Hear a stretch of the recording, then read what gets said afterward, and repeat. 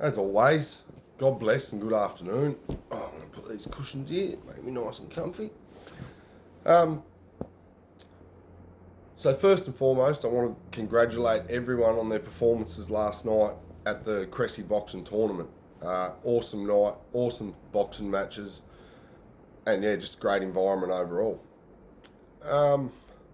So on the way home, I was explaining to Mitchell Watson that when I was in Thailand, I was doing a lot of studying and researching online of, places and people and cultures and different ways of life, basically. That sun just got bright. It's affecting my video anyway.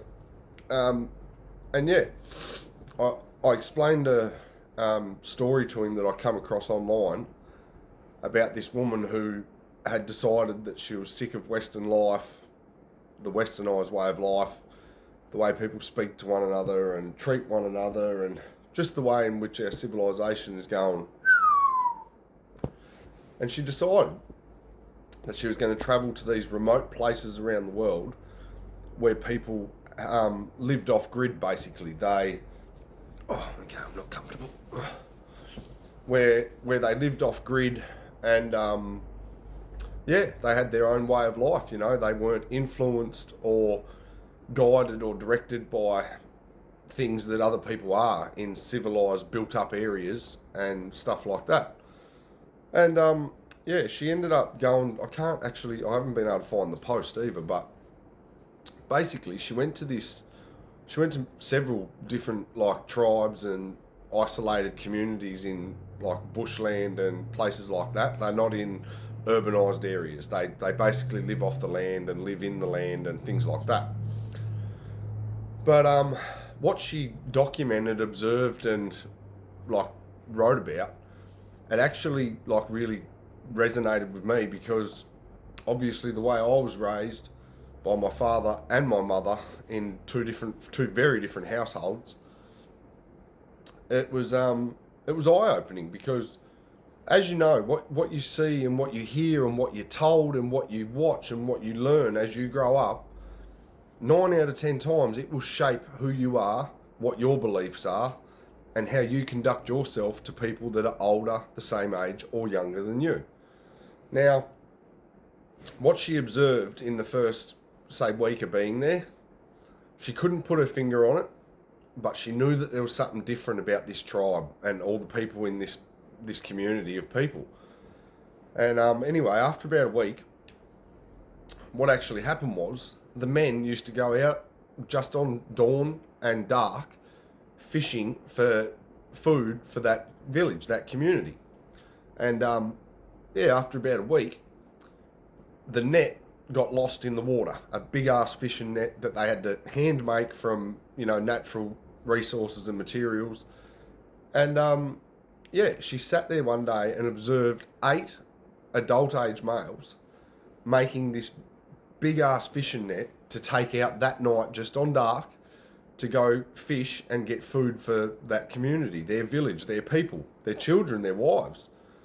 And she said it took them between 6 and 8 hours to make this net, because it was quite a large net and it was all handmade. They don't have power tools or power or any of these sorts of things. And she was observing them and, offering to help, doing her part while she was part of this village. But long story short, she watched them make this net for 6 or 8 hours during the day, and then once night come and they'd finished making the net, these 8 men then went out on these boats that they'd made and rafts that they'd made to go fishing on.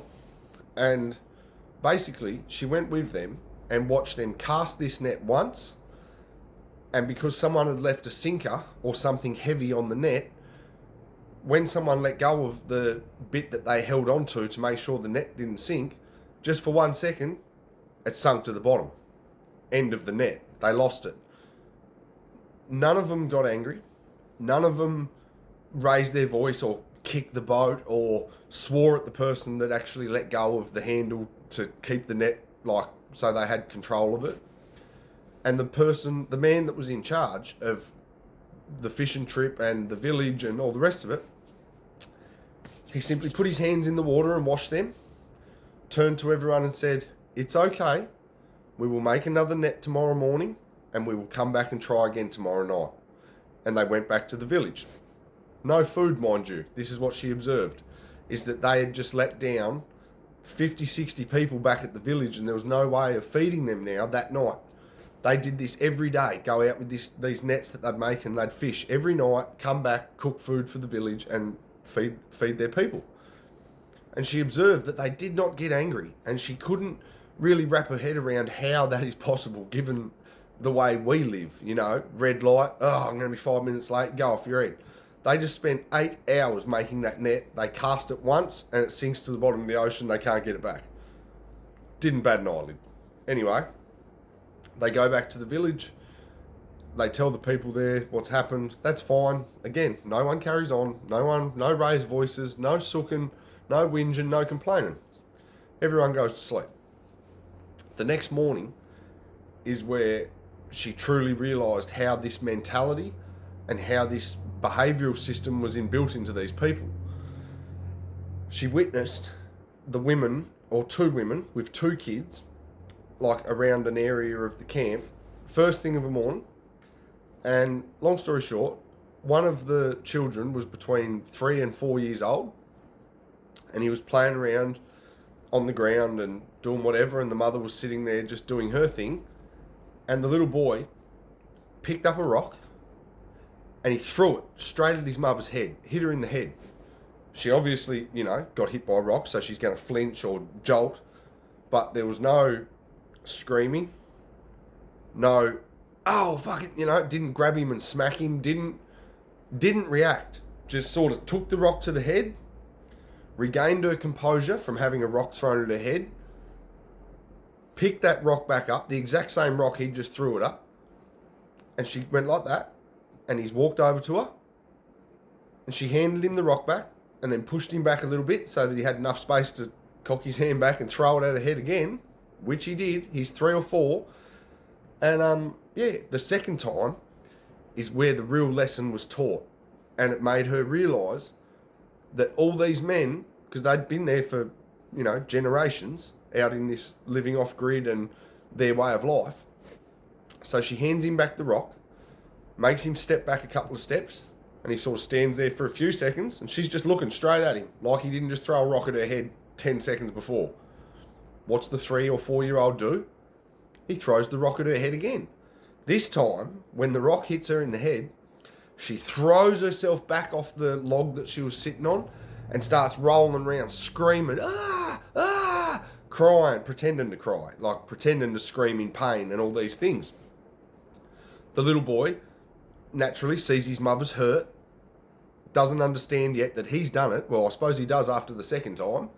But either way, she's thrown herself on the ground, crying, screaming, and he's walked over and naturally started trying to care for her, trying to help her. And all she did was continue to cry and keep doing this, looking at her head, like touching her head, looking at her hand, putting her hands on her head and crying, shaking her head. And he's trying to touch her head as well, because he now understands that throwing that rock at her head is what caused her to be acting like this and making these noises and, you know, crying and doing this. She didn't smack him. She didn't raise a voice at him. She didn't use swear words. She used logical demonstration of human emotion to teach this young boy that throwing that rock was the wrong thing to do. Now, when I grew up, and I can give you 100 examples of this, because as she identified by observing these people in their natural environment where they've chose to live off grid and live away from the norms of like how people live, and especially raise their children, she just couldn't believe it. Like, she just observed this woman give the kid the rock back, like he just threw it at her head, you know, like that is not something we do. I've never seen it.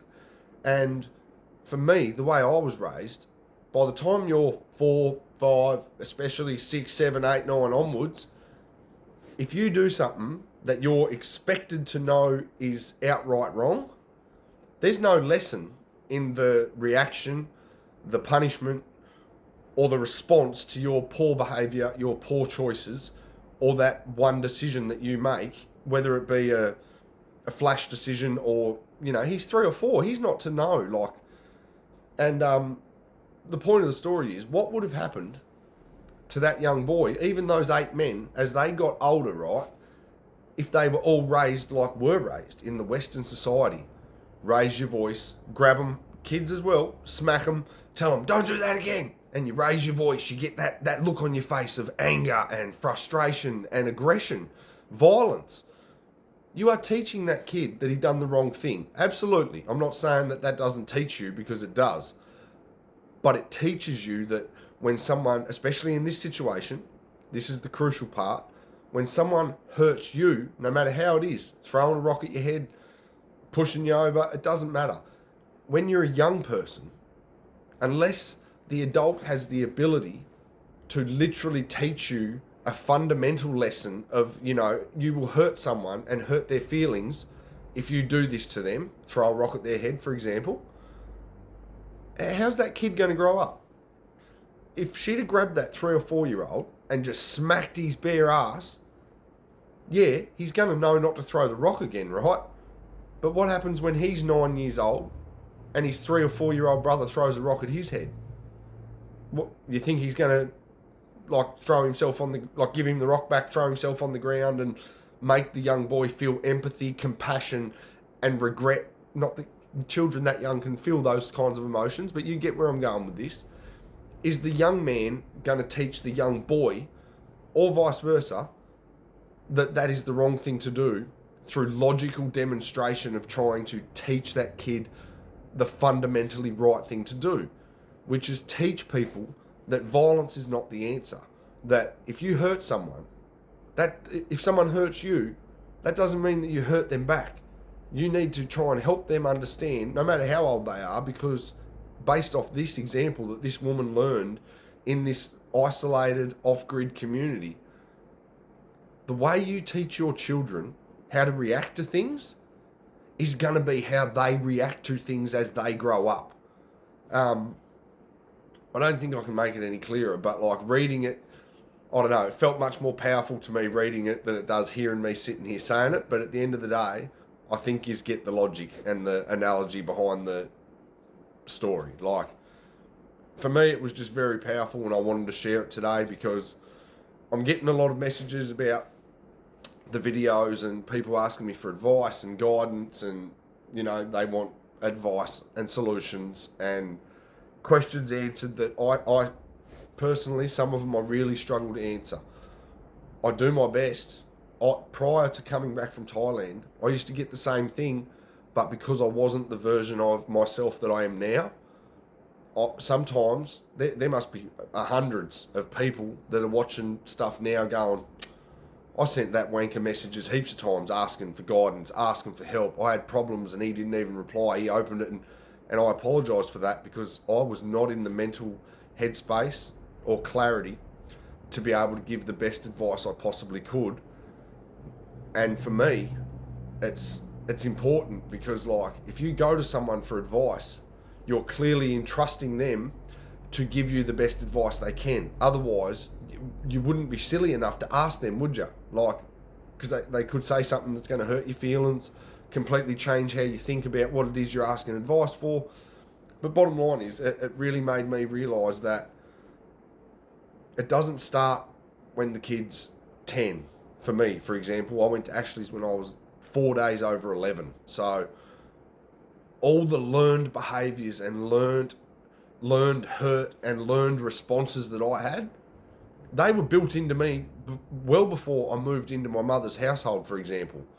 But once I moved in there and realised that those learned behaviours that I'd already had, they were overridden by new ones because of how powerful the environment was, because of how powerful the responses to the behaviours of me and my siblings were, because of everything that was being demonstrated to me repeatedly in that second household that I was, raised in as a young person.